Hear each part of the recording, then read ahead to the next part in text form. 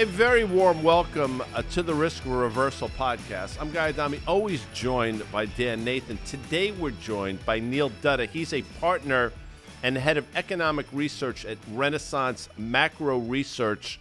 We have found his work to be extraordinarily insightful. We have used his work in the Market Call and other various shows that we do. So we said, why don't we reach out to Neil and see if he'll come on the podcast, Dan? Well, he's here. Hey, Neil, how are you? Thanks for joining the podcast. We saw you on CNBC the other day. You did a really nice job on a whole host of different economic stuff, and I read you had an opinion piece in Bloomberg last week, too, which was great. So, Neil, thanks for being here. Thanks for having me on. All right, before we get into your work and some views, give us sort of your background, because I always find it interesting, and I know the audience does, to learn a little bit about the guests we have. Sure. So I I went to NYU. I'm born and raised in the New York area, and I went to NYU, so I never really left. And then my first job out of college, I went to Merrill Lynch. My first economics job on the street was with someone I'm sure many of your guests are familiar with, David Rosenberg. Mm-hmm. So I was a junior economist on David Rosenberg's team at Merrill Lynch when the world was going to hell. And then, Rosie basically left, at his top at the market's bottom, right? So, and then I worked at Merrill Lynch for a few more years under Ethan Harris. So I thought that was sort of a good background for me, because I consider myself more of a street economist. I don't consider myself an academic economist, a business economist, you can say. And I think it was interesting because I sort of got both kind of sides of it. I mean, Ethan had more of an academic background, more of a, views on the Fed, rates, inflation, while Rosie was sort of like the classic kind of street marketing machine, getting out there, selling his views, making his voice and opinion really well known. So you kind of got two sides of this sort of this job that I now do. In 2012, Jeff DeGraff, who's a II ranked analyst, famed market technician, he approached me because he was starting his, sort of own research shop, macro research shop, and he was looking for an economist. And I joined Renaissance Macro in 2012, and I've been basically doing that ever since. So you do a really nice job. We don't always find economists, and I know you're not a classically trained economist, and I think you'd probably put yourself more in the strategy camp. Is that fair? Well, you never go to school for strategy, right? I mean, strategy is something you pick up as you get more gray hairs working on Wall Street, right? So, that's not something that you learn in school. It's something that you pick up. I do think in a seat like mine, because my clients are, long short equity people, multi-asset strategies, pension funds. I mean, no client of ours is coming to me and asking me, "Hey, Neil, what's your GDP forecast?"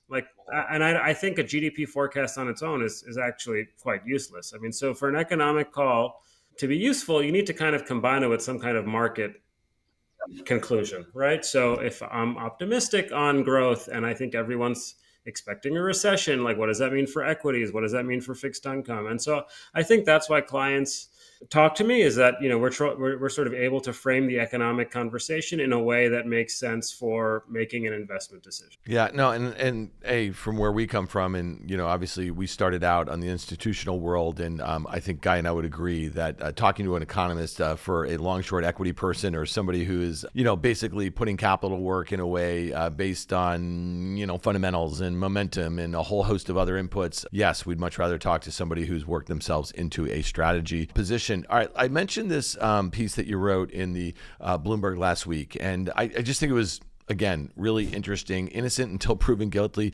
Given how strong the financial markets have been, the U.S. economy is innocent until proven guilty. Right now, you have three things going on in the U.S. economy. Let's take them one by one, because I just think that your thought process here makes a lot of sense, and you don't kind of walk away with some clear-cut view, because a lot of things remain in flux. And I think that Guy and I have spent a lot of time, as probably you have too, trying to compare this period right now to maybe a year ago, where the anticipation was a rate cutting cycle. I think that obviously is building a little bit, but the big difference right now is the inflation picture, right? Let's just talk about this. Let's go the first one. The U.S. housing market is in recession with weakening construction and declines in prices across major markets. Yeah, I mean, it's right there. That's I think happening right now. And I don't think that's a function of tariffs. I think that's a function of restrictive monetary policy, ultimately. I mean, rates are high. It's really difficult to make the math work when mortgage rates are 6.5% and your wages are only rising 3%. I mean, it's a different conversation if your wages are rising a lot more rapidly, right? So people aren't stupid. They know a good deal and a bad deal when they see one. And right now, mortgage rates at 6.5% are not a good deal for most. At the same time, you are starting to see some evidence that there's a little bit of unlocking in the resale market. And that's problematic for home builders, right? Because home builders have been doing exceptionally well in this rising rate environment because they're really the only game in town.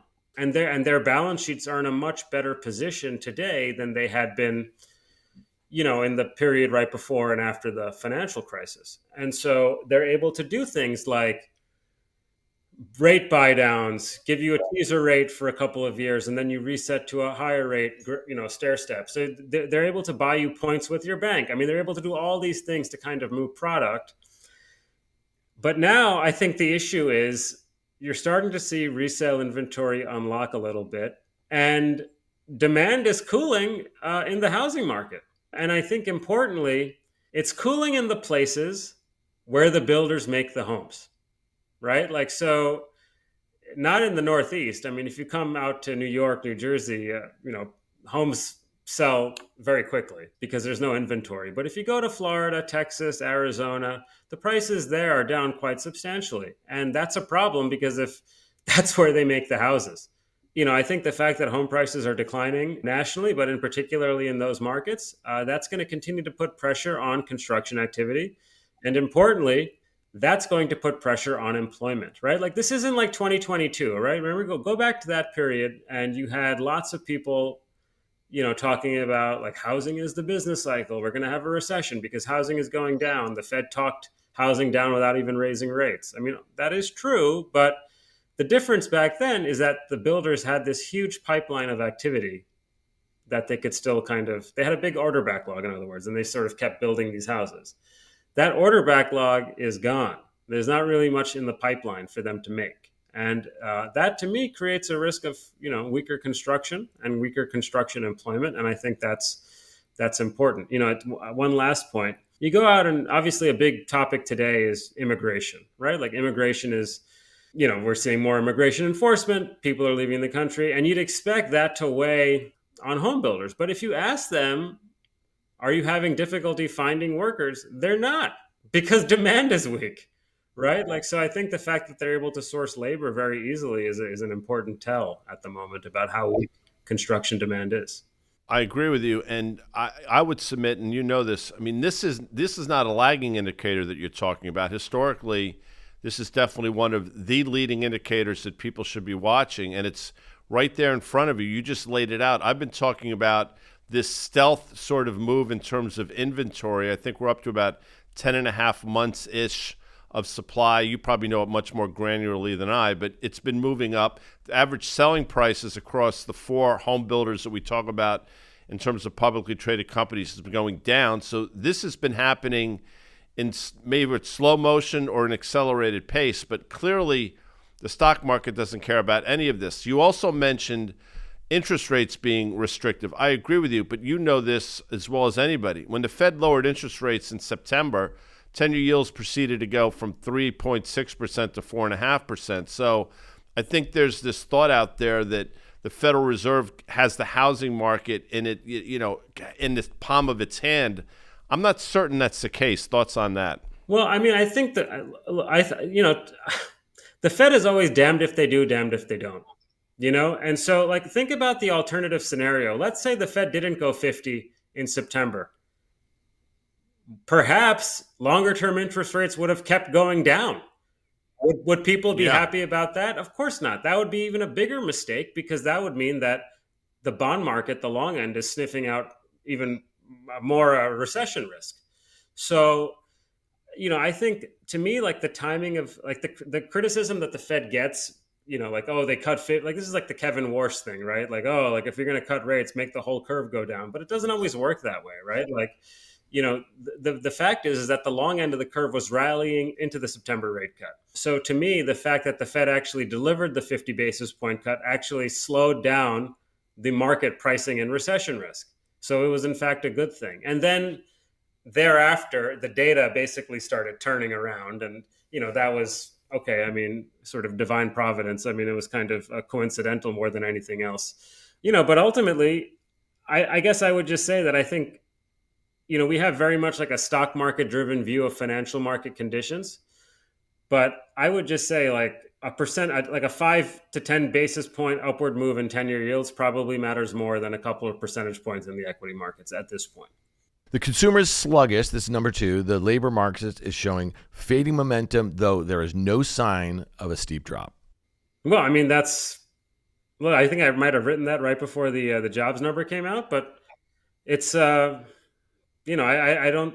think that conversation is basically closed. I mean, you have a very weak 3-month average in non-farm payrolls. And I mean, it's sort of like stages of grief. Like now it's like, oh, well, maybe it's immigration is slowing. And so it's sort of inevitable. I mean, nobody had on their bingo card like 3 months ago that the 3-month trend on jobs growth would be this week. I mean, you could say that you could probably talk people into like 100,000, but not this week. So I think it goes beyond just kind of a benign sort of supply driven story. I think that there's actually meaningful demand cooling here from employers. I mean, businesses don't want to hire. The hiring rate is very, very weak. And so that's the primary reason why employment growth is so sluggish. If employment growth is sluggish and you're beginning to see a little bit more slack in the labor market, which you are, right? Like, so college unemployment is up. I mean, if you look at the college unemployment rate, I think it's 2.7% right now. And that's about where it was in the middle of 2008. Think about that for a second. College unemployment is where it was in the middle of 2008. Did we have a bunch of college degrees come across the border over the last 3 years? So I think it's a little ridiculous to say like this is all just a supply story. No, there's been a genuine cooling of demand. And that means that consumer income growth is probably going to moderate over the coming few quarters. And, if you look at real income growth, it's already over the last few months has been contracting.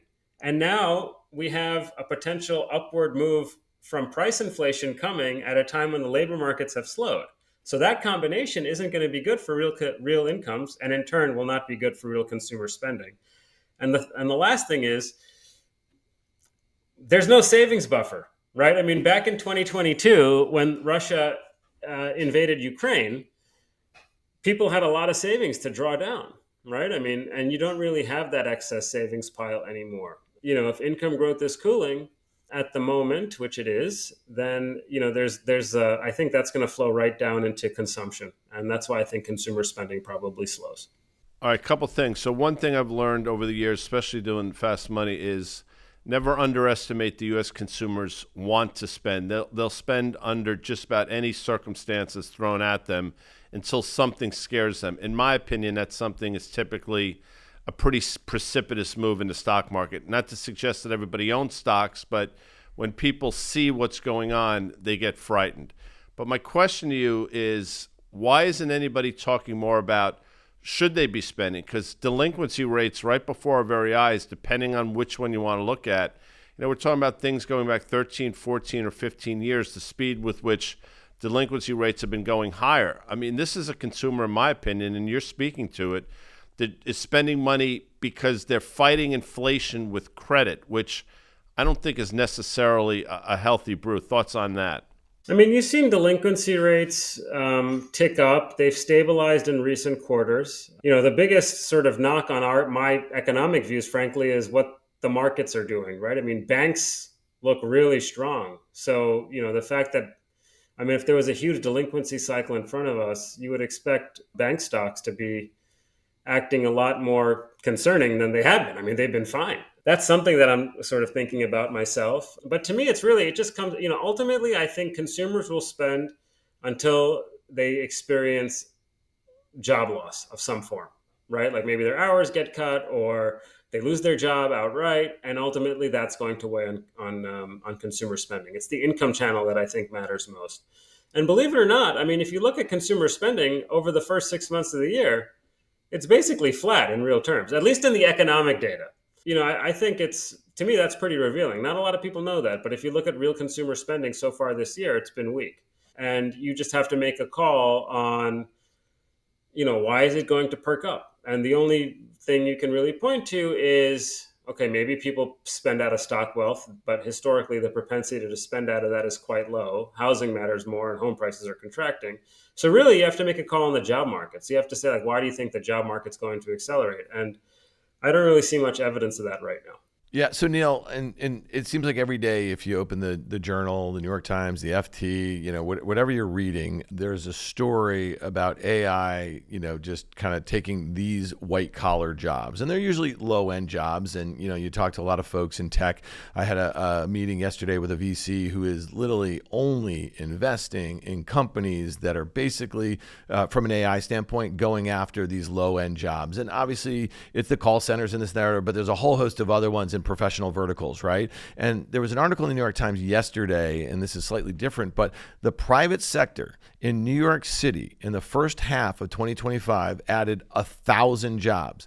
Last year, 2024, in the first half of that year, the private sector in New York City added 66,000 jobs. Now, there's probably some things that you could explain away year over year from 23 to 24, but that is a really interesting number if you think about the private sector here and where the biggest companies that are hiring and the like here. How do you explain something like that? Can you explain it to some? I mean, I don't believe that we're seeing AI displacing that many jobs just yet, but it's obviously a trend that we're going to be hearing more and more about over the next few years. I think that's probably more a demand-driven thing more than AI. I mean, it's really tough to find like immediate evidence of AI displacing workers. I mean, you mentioned a lot of this is, the anecdotes suggest low-end workers are the ones that are displaced. But if you look at the unemployment data, the unemployment rate is rising very rapidly for those with a college degree. So those people, I think, would be somewhat less prone to being displaced by AI.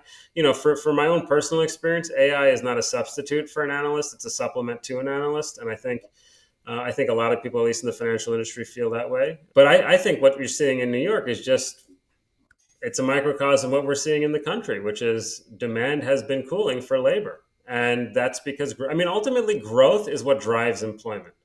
And if you look at the first half of the year, we didn't really grow all that much. I mean, private domestic demand was very, very weak. So it's hard to generate robust jobs growth if the underlying economic situation is weak to begin with. Before we get to your third point, let me ask you this question. It's pretty clear that this is a Federal Reserve, at least through the eyes of Jerome Powell, that's more concerned with the inflation portion of the equation than the employment portion of the equation. If I am just assume that I'm right for a second, at what point do you think that sort of flips? Is there a rate of unemployment where they start to say, okay, the pendulum has swung? I mean, does your work suggest that it's at this level or this acceleration that things are going to get interesting? That's a great question. I mean, you're going to get me on my Fed soapbox, but one of the things I can't stand from a lot of the hawks when they talk about the inflation hawks, the Fed hawks, is right now the whole argument is, well, we're very close on our unemployment goals and we're still a lot further away on our inflation goals, and so therefore we have this benefit of time and we can move slowly towards nudging policy rates lower. The problem with that is that unemployment has more nonlinearity associated with it than inflation. Inflation's a slow-moving process.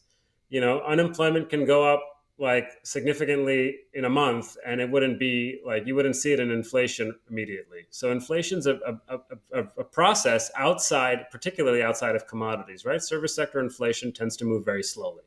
So this is like the huge problem that I have with this argument.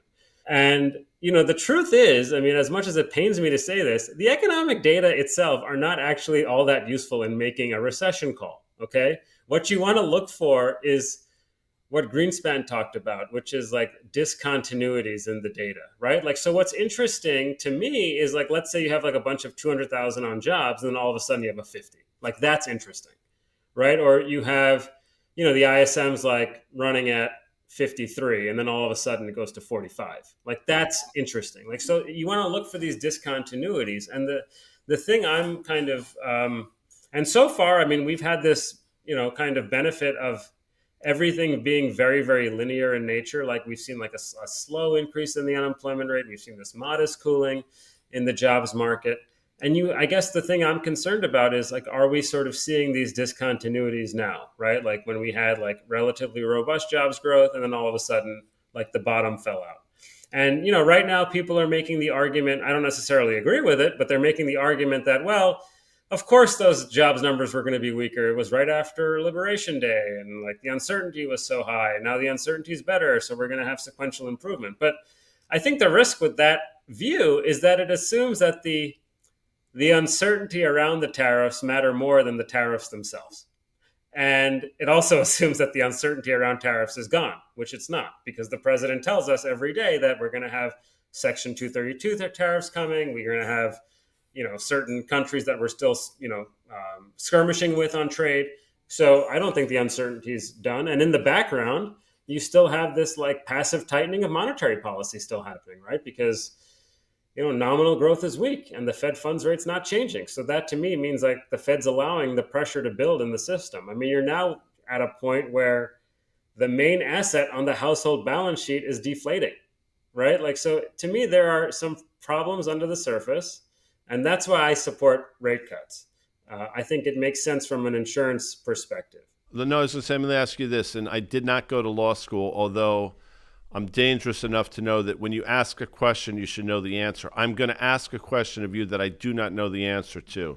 But we talk about escape velocity on the job front all the time. Like when things start to move the wrong way, in this case, the unemployment rate going higher, it moves very quickly. My question to you is there any empirical evidence that rate cuts can actually stem that tide? Yeah, sure. I mean, to me, if you... So here's one way of thinking about it. Most analysts have said that tariffs haven't had the effect on inflation that they thought. So by extension, that means that the effect on the economy hasn't been as strong as you thought. But the labor markets have cooled more rapidly than you thought. So what does that leave? Like, to me, it's basically one of two things. It's either you want to lean on the immigration story entirely, or maybe it's really about restrictive policy. So I do think that rate cuts would help boost employment.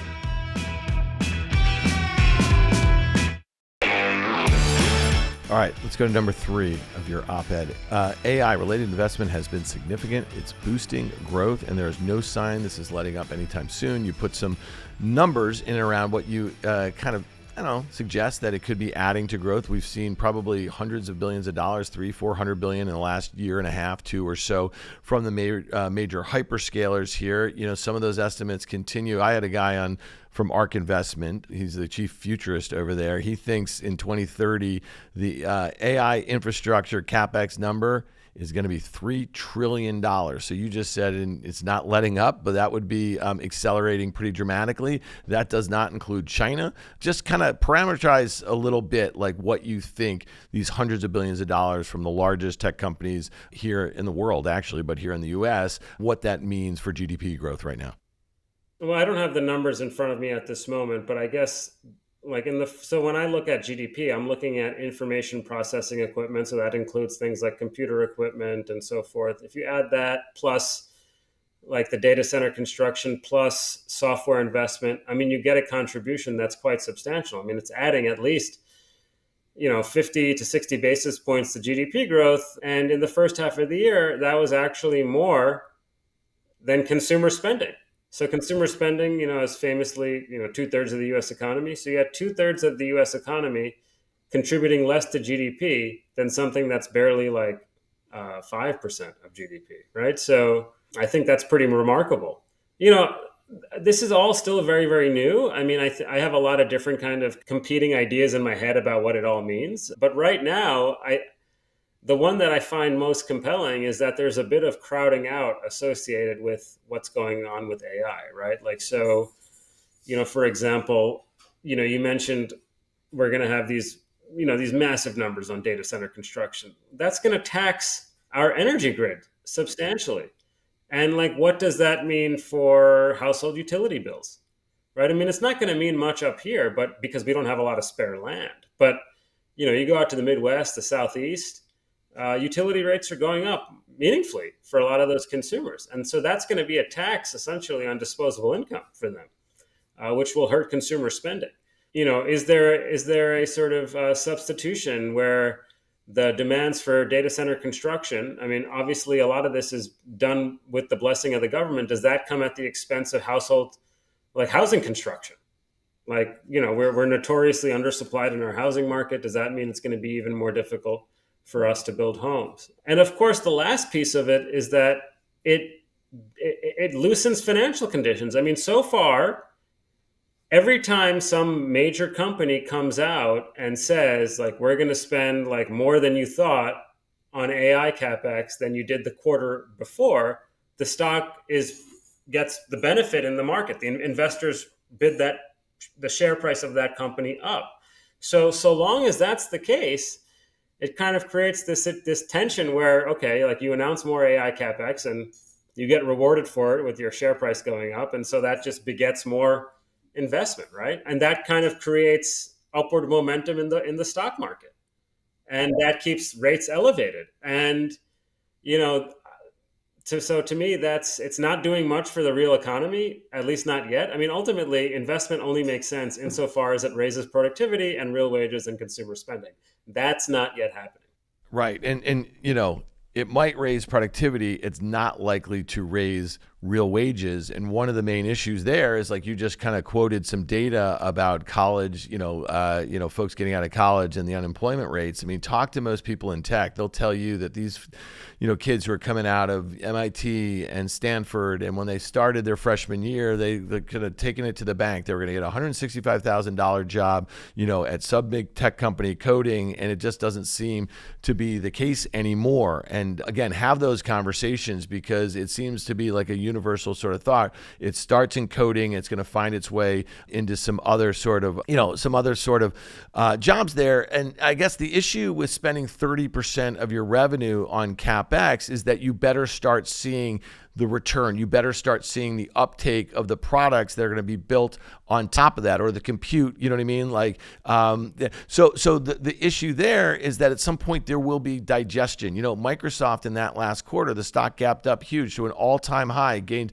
hundreds of billions of dollars in market cap, yet the company doesn't break out the uptake of their AI products. They lump it all together with their cloud business that we know has a tremendous amount of demand, because all of the customers looking to access the models on their cloud to build the things that are going to make them more productive and displace workers. We just don't know how that, kind of ends right now, or when it ends, So I guess that's the one thing that, if you're telling us 50, 60 basis points of GDP are coming from this CapEx, you got to keep it going, to your point, because otherwise, there's like, I don't know, Rosie was on the pod, I think, the other day, and he was saying X the top 10. I mean, you have earnings growth of like 2 to 3% for the other 480 companies in the S&P 500. So it just seems to be like we're at a place here where they're spending like drunken sailors. We've kind of seen this before. We know it's very different this time. I just said it. It's very different. So thoughts if we were to go into like some sort of digestion phase. You said that companies are being rewarded for, announcing greater CapEx. There's going to come a time, whether it's this quarter or next quarter, where they will not be rewarded for this if they're not getting the essentially, the ROI I would on just those say investments. that, look, I mean, I don't know. Again, I'm not a strategist. I mean, Rosie's probably a lot better at that than I am. But I would just say that it feels like we're in a momentum market, right? And the issue with the momentum market is that, I mean, like, the early buyers create externalities for the late buyers. So in a momentum trade, you don't really know where you are along that pendulum. And so the risk is it becomes a little bit like a beauty contest, right? The first person sells and everybody piles into that trade. And then, it can kind of get away from you in that respect. So that, to me, is the risk. If you think that the AI and the stock market are the two things that are propping up the economy, and then you lose that very quickly, then you're talking about a risk of a deeper economic downturn. So we've spent some time talking about the economy, soft data, hard data, leading economic indicators. Where does this lead you? And you talked about it. All the work you do doesn't mean a lot unless you have some sort of market view, something actionable. Like sitting here now with an S&P basically at all-time highs, how does this whole thing make sense to you, if at all? Well, I mean, I'm suffering from cognitive dissonance, right? I mean, it doesn't make much sense to me. I mean, I can kind of talk myself into why it's all happening. I mean, you have this insatiable appetite for AI. It's sort of new economy type dynamics, and that's kind of driving up equity prices. There are certain things that I find like interesting. Like I find, like you see all these like restaurants like Sweet Green and Kava and Chipotle and Shake Shack, and they're all showing like very weak sales growth. And like, so to me, that sort of signals like when I think about those companies, like I think these are the places that people in office buildings go to eat lunch. So maybe there aren't as many people in office buildings. I mean, it's a thought.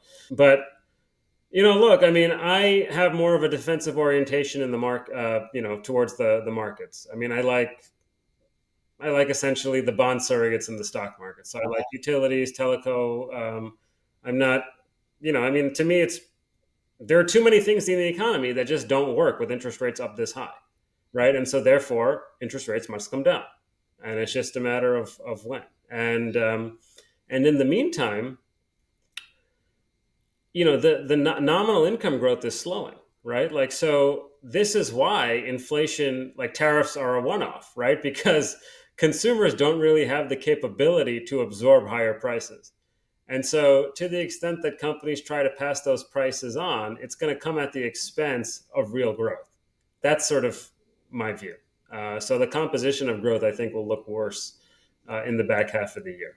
Yeah, and so that's consumer growth or consumer spending, right? And when you think about on the flip side of that, if the companies have to eat, a lot of those higher costs, that tax essentially, I mean, you're going to see that on the other side as far as earnings growth, and earnings growth I think that's one of the narratives right now also is that we haven't seen the impact of the tariffs. We're seeing double-digit earnings growth year over year, and at some point, something's got to give. And if you're saying it's just a one-off, then investors, they might explain that away. They might overlook that, that sort of thing. So give us a sense. You just said that like you are positioned defensively in the stock market. What are some of your what's the general theme among your clients, about this? Like, because I remember in late April, early May, there was lots of calls by very smart money, if you will, that we're going to see a retracement, that the uncertainty is likely to keep, a lid on the equity market, and that's been anything but that over the last couple of months.